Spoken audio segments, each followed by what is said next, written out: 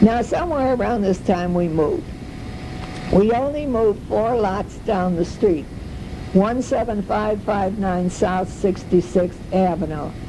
And I was trying to think, I can't remember if Mom and Dad bought the house or had it built. It was so clean. I don't know. It had 2 bedrooms, and then I know they made a bedroom for me up in the attic. In the attic. And my mother made a window seat, and she put a plush new carpet of a burgundy color. Oh gosh, it was so gorgeous. And I had a heat vent there when I'd come in on dates late at night and I was freezing my buns off. I'd just stand over that heat vent and let the hot air blow up. It was so wonderful.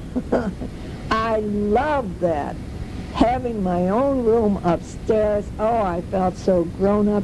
And the window seat was the most perfect spot just to sit and read and to put all my stuff under the seat. Now, like it's going to be hidden forever. When I was growing up, I read all the time. I had a book in my hand from the time I got up till I went to bed. I ate my meals, any free movement, and going to the bathroom, anytime. The book, reading. Now I don't read. We had a big vegetable garden again. And we had a big fireplace, red brick fireplace. And on the outside of the fireplace was a large metal S for Swanson. I don't know if we put that on S for Swanson or if the people's name, did we buy the house, was their name Sean or something like that. We had a canary named Petey, and he was a wonderful warbler. Oh, could he sing. And of course, it was my job to clean his cage. I guess my ma thought I was experienced from cleaning out the chicken coops. We had I don't know what happened to Cappy. Isn't that strange? He's gone. Now we have a brown rat terrier, and her name is Queenie. And our neighbors on the one side was the Dunhams, and they had twin baby boys. And on the other side was the Woleks, and their children were Adeline and Eddie. Now, Adeline was a few years older than me, but we still had fun together, and we still are emailing each other after all these years.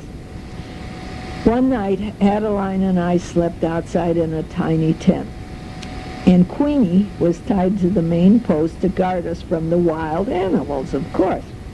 Well, it started to rain. And then there was a big flash of lightning and a large crack of thunder. Boom! Queenie ran for the house, pulling down the tent on Adeline and me. We were yelling. We were screaming. We were getting all wet. Oh, God, it was so much fun.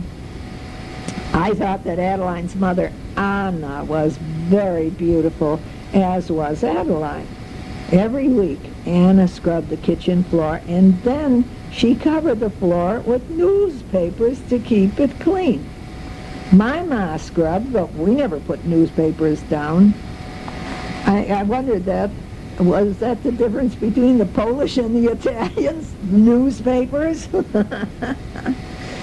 Once, I was at home with Richard because Ma was gone. Ma sang in the church choir, and the town of Tinley Park put on musical operettas. I remember Tulip Time once, and Ma had to practice a lot. Oh gosh, she had a beautiful alto voice, and she could do 3 octaves. She was wonderful, and she was in the choir, you know, the #1 singer. Anyway, I was home. I'm washing a glass, and I used too much pressure, and the glass broke in my hand. And I still have the scar between my thumb and the index finger. I could not get the bleeding stopped, so I grabbed Richard and ran to Anna Woleks for help. And I left drops of blood all the way over her newspapers. Maybe that's why they put newspapers down. And one time I caught my finger in a folding wooden chaise chair, and I couldn't get it out. It wouldn't come out. So I rushed to Arthur Johnson's house where Ma and Dad were playing cards. My finger was caught in the chair, and I was using my other hand to hold up the chair, and I'm moving Richard along with my voice. Come on, move, hurry up, keep going, go fast. You know, I had a loud, robust, authoritative voice even then.